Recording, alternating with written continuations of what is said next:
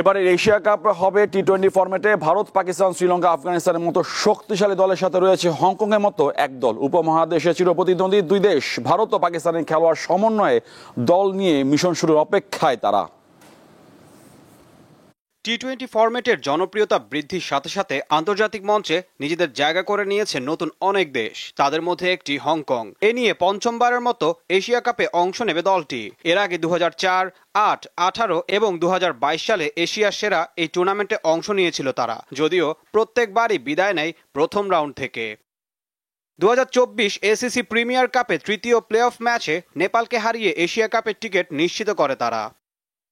এই বছর এশিয়া কাপে ভারত, পাকিস্তান, শ্রীলঙ্কা, আফগানিস্তানের মতো শক্তিশালী দল থাকলেও ক্রিকেট এক্সপার্টদের মতে হংকংকে কোনোভাবে ছোট করে দেখা ঠিক হবে না। টুর্নামেন্টের জন্য প্রকাশিত 20 সদস্যের স্কোয়াডে 15 জনই ভারতীয় এবং পাকিস্তানি বংশোদ্ভূত ক্রিকেটার।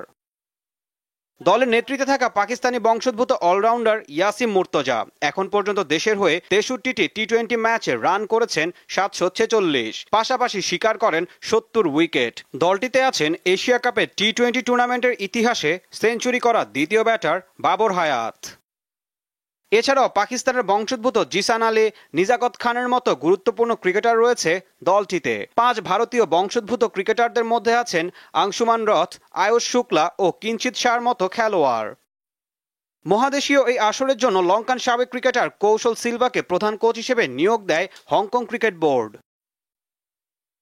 আসন্ন এশিয়া কাপে বাংলাদেশের গ্রুপে পড়েছে হংকং। তাদের বাকি দুই প্রতিপক্ষ আফগানিস্তান ও শ্রীলঙ্কা।